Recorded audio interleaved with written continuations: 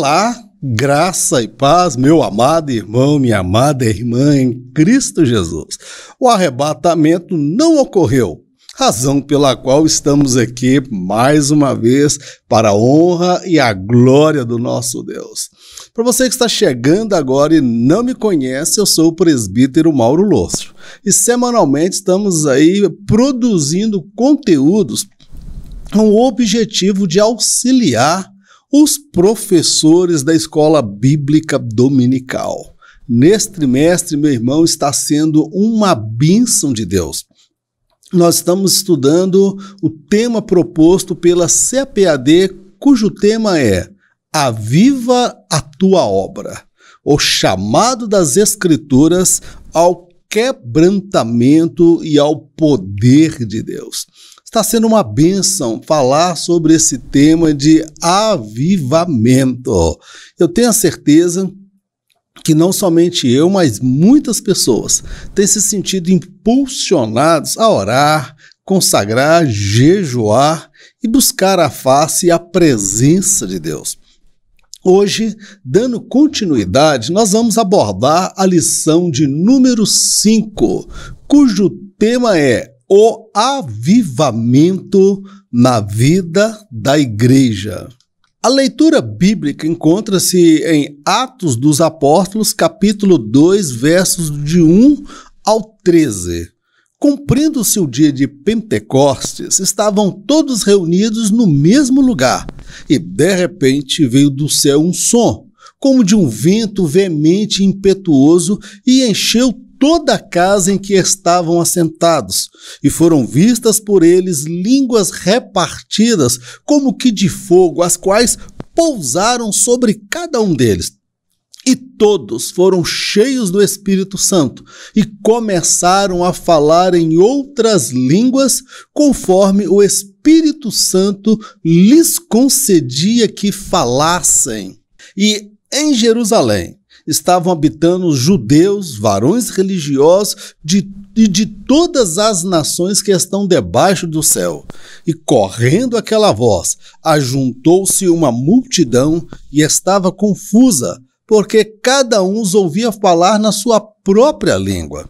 E todos pasmavam e se maravilhavam, dizendo uns aos outros: pois que não são galileus todos estes homens que estão falando?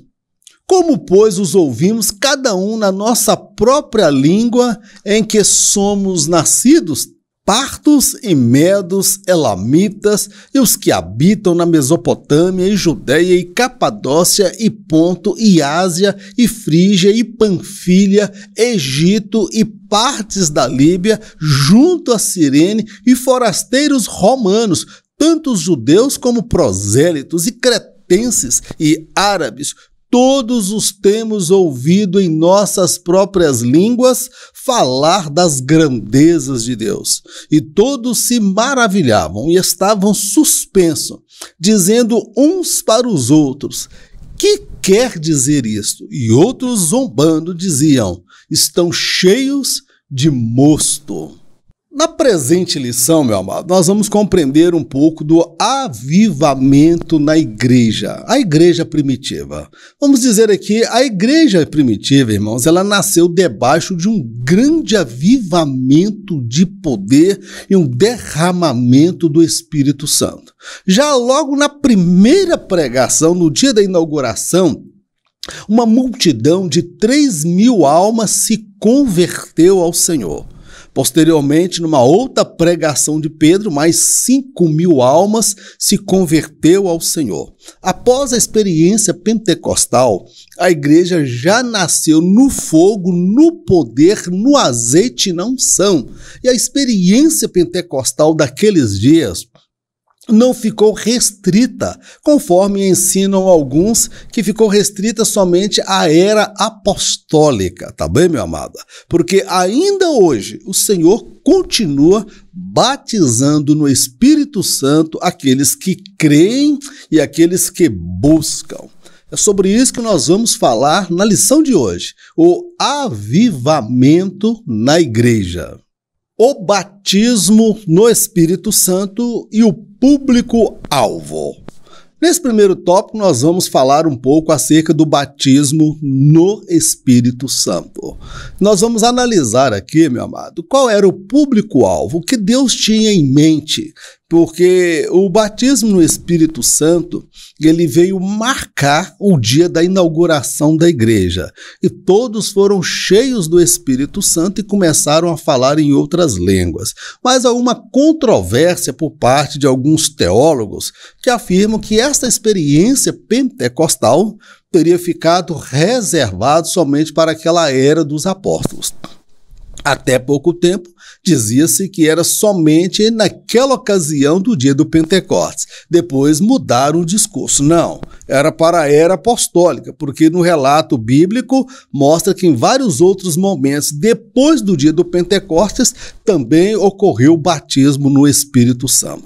É sobre isso que nós vamos falar nesse primeiro tópico.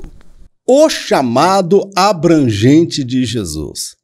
Que nós precisamos compreender que o batismo no Espírito Santo, irmãos, ele visa a realização de trabalho. Quem recebe o batismo no Espírito Santo, ele é revestido de poder para servir com excelência no reino de Deus. Ele é concedido aos crentes em Cristo, os quais já passaram pela experiência de conversão e de santificação. Afinal de contas, qual é o propósito do batismo no Espírito Santo? Primeiro, o batismo no Espírito Santo, ele não é status de espiritualidade, tá bom, meu querido? O batismo no Espírito Santo, biblicamente, dentro dos moldes bíblicos, ele visa trabalho, realização de trabalho. Ficai em Jerusalém até que do alto vocês sejam revestidos de poder. E só então vocês poderão ser minhas testemunhas em Jerusalém, Judeia, Samaria e até os confins da terra. Então, o propósito de batizar os crentes no Espírito Santo tinha como propósito revesti-los de poder para a realização de trabalho. Eles poderiam fazer aquele trabalho antes? Talvez poderiam, mas não com a excelência e a magnitude que foi no dia do Pentecostes. Por exemplo, 3.000 almas se convertem ao Senhor. Pedro cura um paralítico na porta do templo, prega lá, 5.000 almas se convertem ao Senhor. Foi um crescimento explosivo, meu irmão. Em pouco tempo, Jerusalém estava tomada da doutrina do Nazareno. Então nós precisamos compreender que esse batismo no Espírito Santo, ele é para os crentes em Jesus Cristo, ou seja, é para aquele que já aceitou Jesus, já é salvo em Cristo. Não se pode confundir a salvação com o batismo no Espírito Santo. Quando alguém aceita Jesus, ele recebe o selo do Espírito, mas quando ele é batizado no Espírito Santo, ele recebe um revestimento de poder para realizar tarefa e realizar com excelência. E isto ocorre na vida daquele que aceitou Jesus, que já passou pela experiência de conversão e de santificação. A promessa é para todos os salvos. Pedro e os discípulos passaram pela experiência pentecostal quando da inauguração da igreja. De acordo com ele, aquela teria sido apenas o ponto de partida, pois muitos outros seriam alcançados e também teriam direito à mesma promessa. O que nós observamos aqui é que no dia do Pentecostes, amado, Pedro e todos os presentes, quase 120, passaram pela experiência pentecostal. Mas Pedro compreendeu, irmãos, pelo Espírito, que aquela experiência pentecostal não estava restrita somente para aquele grupo e para aquele momento. Pedro, ele declarou, olha, e a promessa, ele pregando para a multidão, para aqueles 3.000 que se converteram. Olha, e a promessa, que promessa? A promessa feita pelo profeta Joel. E nos últimos dias, diz Deus, derramarei do meu espírito sobre toda a carne. esta promessa foi feita através do profeta Joel. E Pedro, ele consegue fazer a conexão desta promessa não somente para aquele momento. Ele diz, olha, e esta promessa diz respeito a vós, os vossos filhos, a todos que estão distantes e a todos quantos Deus nosso Senhor chamar. Então o que Pedro estava dizendo? Que aquela experiência pentecostal faria parte da realidade da história da igreja, meu amado. De acordo com ele aquilo não foi o ponto final, foi o ponto inicial, um ponto de partida, porque muitos outros seriam alcançados, como eu, como você, e também teríamos direito a esta mesma promessa. Eu fui alcançado pelo Senhor no ano de 93 e 3 meses depois, aproximadamente, eu fui agraciado com o batismo no Espírito Santo. Então, esta promessa diz respeito a todos os salvos de todas as eras, aqueles que já se converteram e aqueles que se converterão ainda, terão direito a esta promessa. Agora é preciso buscar, tá bom, meu amado? Os discípulos ficaram ali aproximadamente 10 dias, orando continuamente, pedindo o batismo no Espírito Santo, o derramamento de poder. O engano dos sensacionalistas. Em relação ao batismo no Espírito Santo, muitos teólogos têm se revelado teóricos, tolos e ignorantes. Ao contrário daquilo que eles afirmam, a experiência pentecostal se repetiu por diversas vezes ao longo da história da igreja. Em nossos dias, o número cada vez mais crescente de irmãos já passaram por tal experiência e outros a têm buscado. Há um grupo de teólogos, irmãos, eu respeito muitos teólogos, irmãos, eles escrevem com propriedade, com conhecimento, mas em qualquer segmento da sociedade sempre vai ter os tolos, os ignorantes e os meramente teóricos da fé. Eles não experimentam a fé, eles tecem teorias, tá bem? Em relação ao batismo no Espírito Santo, muitos teólogos têm se mostrado assim imaturos, ignorantes e até tolos, porque eles falam a partir de uma realidade que eles não conhecem. Eles não falam com propriedade, com conhecimento de causa. Por exemplo, eles afirmam que o batismo no Espírito Santo, o derramamento de poder e os dons espirituais ficaram restritos àquela era apostólica que teria terminado com João, o último dos apóstolos. Mas como explicar o avivamento na Europa através de John Wesley? Como explicar o avivamento nos Estados Unidos, na Rua Azusa, que a Assembleia de Deus no Brasil é fruto do avivamento da Rua Azusa, e tantas outras nações? Como explicar que ainda em nossos dias um número cada vez mais crescente de irmãos continuam sendo batizados no Espírito Santo? E não é só na Assembleia, não é exclusividade da Assembleia de Deus. Nós vemos isso acontecer na Batista Renovada, Presbiteriana Renovada, igrejas renovadas, comunidades que vão surgindo a todo tempo e a todo momento. Tem experimentado o batismo no Espírito Santo. Eu já tive um embate com alguém pertencente a uma denominação tradicional logo quando eu me converti. Eu falei que eu havia sido batizado no Espírito Santo e o cidadão nunca pregou para mim, eu era descrente. Quando eu vim falar da minha experiência, ele falou que aquilo não existia. Batismo no Espírito Santo, aquilo ali era uma invenção, que aquilo era somente para o tempo dos apóstolos. Aí eu falei com ele, irmãos, na autoridade de Deus que o Senhor me deu naquela hora, eu falei, rapaz, você fala como um tolo, você fala de coisa que você não conhece.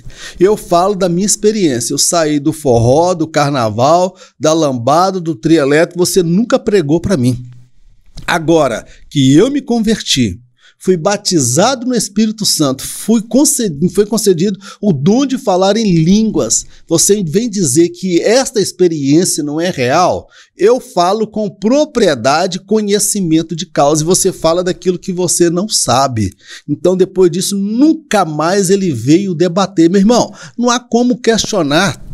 É alguém que tem conhecimento de causa, experiência pessoal. Quantas pessoas que estavam na droga, na prostituição, no roubo, numa vida miserável, aceitou Jesus, está numa igreja renovada e foi batizado no Espírito Santo. Como contestar essas milhares, se não milhões de pessoas que foram batizadas no Espírito Santo, principalmente em nosso meio? Então, por mais sinceros que sejam esses grupos de teólogos, eles estão agindo realmente como teóricos na fé, como tolos ou ignorantes. Estão semelhante a Paulo. Paulo perseguia cristãos, queria matar cristão, e ele estava sinceramente equivocado diante de Deus.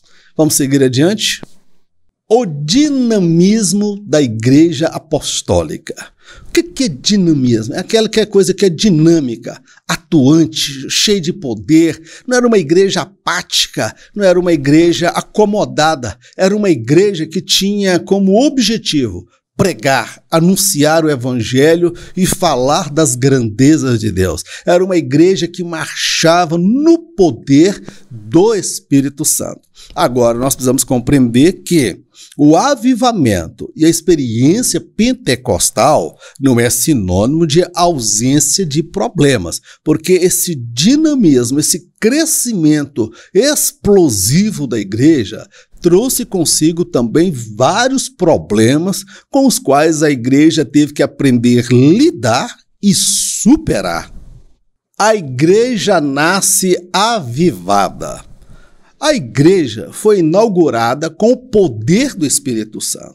Todos que ali estavam foram cheios do Espírito. No culto de inauguração, por exemplo, mais de 3.000 se converteram diante da primeira pregação. Ali naquela igreja, até os diáconos eram cheios do Espírito e operavam sinais. Eita glória, hein? Até os diáconos, irmãos, desta igreja era cheio do poder de Deus, como o caso de Estevão. Nós vamos pegar o caso de Filipe, que foi um dos diáconos. Ele desceu para Samaria e ganhou a Samaria para Jesus, irmão. Você vê que ali era todos canela de fogo. Mas isso não significa que não havia problemas nesta igreja, irmãos. Ananias e Safira estavam inseridos dentro desse contexto, tá bom? Então não confunda que avivamento não é sinônimo de que todo mundo na igreja é anjo, que todo mundo na igreja é perfeito, que não vai ter mais carnalidade, que não vai ter mais pecado e nem questões humanas a serem tratadas. A igreja, ela foi inaugurada com o poder do Espírito Santo, assim como o ministério de Jesus foi inaugurado com a descida do Espírito Santo, lá quando ele foi batizado no Rio Jordão. O ministério da igreja teve o seu início efetivo a partir da experiência pentecostal. No culto de inauguração não teve divulgação, não teve WhatsApp, Facebook, Instagram, não teve marketing, não teve ninguém divulgando. Mas, meu irmão, o poder de Deus que veio sobre aquele lugar e sacudiu e fez um barulho, Deus inaugurou a igreja num dia estratégico, que era o dia de Pentecostes, tinha judeus vindo dos 4 cantos do mundo daquela época, meu amado. Estavam todos ali, Deus faz um barulho, que quando Deus quer chamar a atenção, ele faz. Quando Deus quer fazer um barulho e fazer um sacode, Deus faz. E foi o que Deus fez, meu amado. Sacudiu aquela igreja na pregação de inauguração, que queriam intimidar o pregador, e Pedro levanta e fala: olha, não tem ninguém aqui embriagado como vocês estão pensando, não. Não vem com zombaria aqui para a igreja, para cima da igreja, não. Não tem ninguém aqui bêbado. O que está acontecendo aqui é o cumprimento da promessa do profeta Joel, que nos últimos dias diz Deus: derramarei do meu espírito sobre toda a carne. Meu irmão, Pedro foi dando uma aula de oratória exegese hermenêutica somada à unção do Espírito de Deus, que quando ele termina de pregar, fala: arrependei-vos, sejam batizados e vocês receberão o dom de Deus. Quem quer aceitar Jesus? 3.000 aceitou Jesus naquele dia. Naquela época, irmão, até os diáconos, que às vezes a gente tem o diácono, aquele que carrega banco, aquele que pega água, aquele que fica na portaria. Meu irmão, até os diáconos, como Estevão e Filipe, eram cheios de poder e operavam sinais e maravilhas. Este foi o nascimento de uma igreja avivada. A igreja depois do Pentecostes. O crescimento da igreja se deu de forma explosiva. A princípio, isto gerou problemas, tá bom, meu querido? Em pouco tempo, a igreja teve que lidar com questões de caráter ministeriais e até sociais. A despeito das dificuldades, estas foram superadas e a igreja seguiu adiante. Amém? Glórias a Deus. Meu irmão, todo crescimento vai gerar problemas. A igreja, ela começa com quase 120 pessoas. Depois, na inauguração, 3.120 pessoas. Na segunda pregação, 8.120 pessoas. Depois tem alguém lá, Barnabé, que se converte, vende uma propriedade e traz aos pés dos apóstolos. Agora, a distribuição da renda, da assistência social na igreja começou a gerar o quê?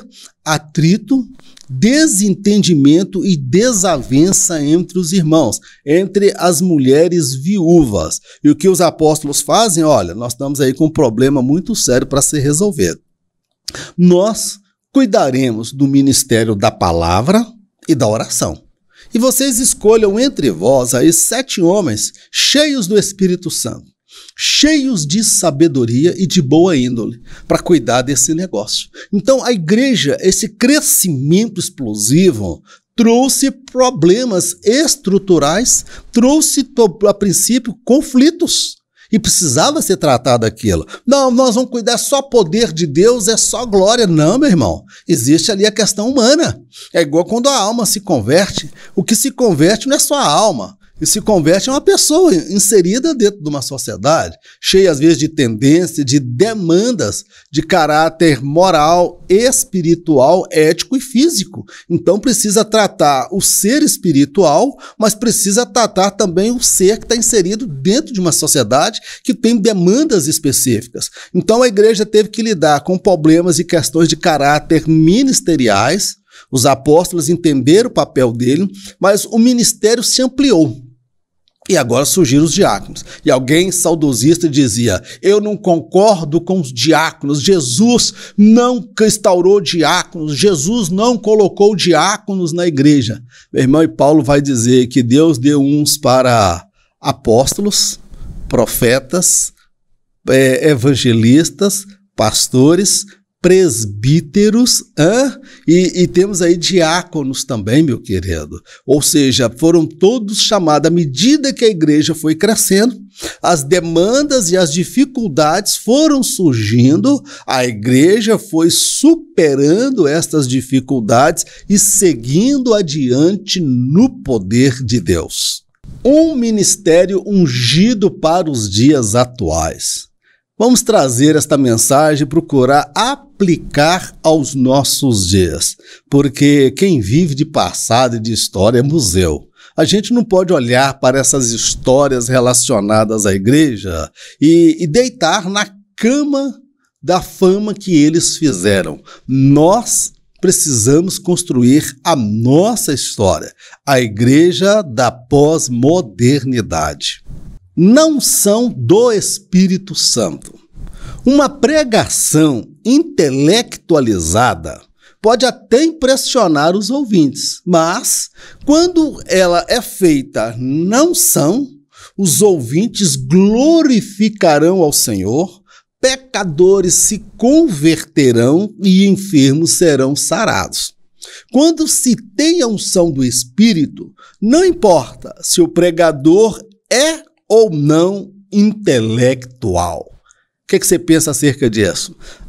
Na unção do Espírito Santo. Meu irmão, uma pregação, ela pode ser uma pregação assim, muito intelectual, muito inteligente, muito bem trabalhada com a oratória, hermenêutica, exegese e muito bem estruturada. Mas, meu querido, essa mensagem meramente intelectualizada, no muito que ela vai conseguir é impressionar os ouvintes. Somente isso, só vai impressionar. Nossa, que palavras difíceis que esse homem fala. Meu Deus, quanta sabedoria esse homem tem. Agora, se essa mesma pregação ela vem acompanhada e é feita na unção de Deus, irmão, os ouvintes não vão ficar nem impressionados com a mensagem, não. Os ouvintes vão glorificar a Deus. Aleluia, Deus! Fala, Senhor! Fala que teu servo ouve e as pessoas vão começar a adorar ao Senhor. Pecadores começarão que se converter, se arrepender dos seus pecados, e enfermos serão curados pelo poder da palavra ministrada e a ação do Espírito Santo. O que realmente faz a diferença não é a intelectualidade do pregador. Esta é muito bem-vinda, mas o que realmente faz a diferença, meu irmão, é a unção do Espírito. Quando se tem a unção do Espírito, aí não importa se o pregador é ou não intelectual, se é um pregador com conhecimento profundo ou se é um pregador meia boca como eu, que de vez em quando estou pregando aí em algum lugar. Então, o que realmente faz a diferença é a unção do Espírito. Pregue na unção, cante na unção, viva na unção, e Deus vai fazer coisas grandiosas na sua vida e através da sua vida. Autenticado por Deus. Eu faço a seguinte colocação: alguém pode até se empoderar com técnicas de oratória e tornar-se um profissional do púlpito. É isso mesmo. Agora, quanto a ter um ministério aprovado, que é outra coisa bem diferente, somente o Senhor pode autenticá-lo como legítimo e, através dele, operar curas, sinais, prodígios e conversões. O que é um ministério autenticado, meu amado? A palavra do Senhor fala que lá em Marcos capítulo 16, que os discípulos iam pregando o evangelho por onde passavam, a todas as pessoas, e o Senhor vinha confirmando a palavra deles com sinais, prodígios e maravilhas. Então, veja só, alguém pode dominar a técnica. A oratória, irmão, políticos, eles não têm o Espírito de Deus, mas eles têm uma boa oratória, uma boa persuasão, uma capacidade de falar em público. Então alguém pode até se empoderar com técnicas de oratória, hermenêutica, exegese, ele buscar esse conhecimento, e até os coach aí, né, que é o coach que na verdade é técnico, né, que vão dar o suporte intelectual para aquela pessoa, e ela vai se tornar até um profissional do púlpito. Daí a pouco ele coloca: eu sou conferencista internacional. Se tiver passado por Camboriú, então, meu amado, ele tem a porta aberta para pregar para o Brasil e fora do Brasil. Mas só prega em convenção, só prega em congresso e simpósio. Não prega na favela, não prega no hospital, não prega na cadeia, não prega onde realmente precisa pregar, tá bem, meu amado? Agora, ter um ministério aprovado e autenticado, aí, meu irmão, é somente para aqueles que realmente têm uma chamada de Deus, para aqueles que têm um ministério aprovado por Deus. Eles não têm somente a técnica, ou às vezes nem tem a técnica, mas tem um fervor no coração. E quando eles pregam, Jesus salva, Jesus cura, Jesus liberta e há conversão na pregação, tá bom, meu amado? O que nós mais precisamos é de um ministério autenticado por Deus. Glorifica a Cristo. Irmão, a verdadeira unção conferida pelo Espírito, ela tem o caráter cristocêntrico, isto é, ela visa glorificar o nome de Jesus. Aquele que canta na unção, prega na unção e vive na unção, glorifica a Cristo em todo o seu ser. A adoração feita na unção engloba corpo, alma e espírito. Tá bom, meu querido? A unção dada por Deus, a unção conferida pelo Espírito à igreja primitiva, ela tinha o caráter cristocêntrico. Por que daquela unção? Aquela unção era para pregar, para libertar, para operar sinais e maravilhas e para conversão e salvação. Então, foi conferida aquela unção porque todos aqueles atos realizados ali pela igreja tinham como objetivo glorificar o nome de Jesus. E o próprio Jesus fala acerca do Espírito Santo. Ele virá e me glorificará. Tá bom, meu querido? É Jesus quem batiza no Espírito Santo. E é o Espírito Santo que derrama unção e leva que aquilo que acontece na igreja, na pregação, na ministração do louvor, na adoração, venha glorificar única e exclusivamente o nome de Jesus. A unção, ela não tem por objetivo promover pregador, ela não tem por objetivo abrir portas de dinheiro para alguém ficar rico pregando o evangelho. A unção, ela tem por objetivo glorificar a Cristo e libertar os cativos e oprimidos. Aquele que canta na unção, prega na unção e vive na unção, ele glorifica a Deus em todo o seu ser. E esta glorificação não é somente de lábios. Esta glorificação, essa adoração envolve corpo, alma e espírito. E Paulo diz: e sede, pois, o vosso corpo, alma e espírito irrepreensíveis para a vinda do Senhor Jesus. A verdadeira unção, ela leva toda a glória para Deus. É como diz João Batista: é necessário que eu diminua e que ele cresça, que Cristo cresça em nós. Meu irmão, chegamos aqui ao término de mais um estudo. É pouco tempo, meia hora aproximadamente, para a gente dar algumas pinceladas aqui. E a minha oração é que o Espírito Santo venha completar no seu coração e no seu entendimento aquilo que não me foi possível em virtude das minhas limitações. Que a bênção de Deus esteja sobre a sua vida, não somente hoje, mas para todo sempre, no nome do Senhor Jesus. Eu gostaria que você se inscrevesse no canal, deixasse o seu comentário. Se esta palavra edificou a sua vida, deixe um comentário, compartilhe com seus contatos, se inscreva no canal, tá bom? Vamos orar? Senhor, nós te agradecemos por mais este estudo da tua palavra.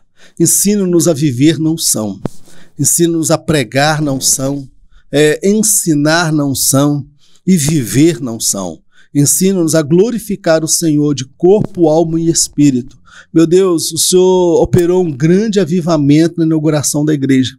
Na primeira pregação foram 3.000 almas, na segunda 5.000 almas. Meu Deus, traz um avivamento para os nossos dias. Faz um avivamento para a igreja dos nossos dias, a igreja da pós-modernidade. Usa-nos como instrumentos vivos, como ministros, labaredas de fogo na tua mão.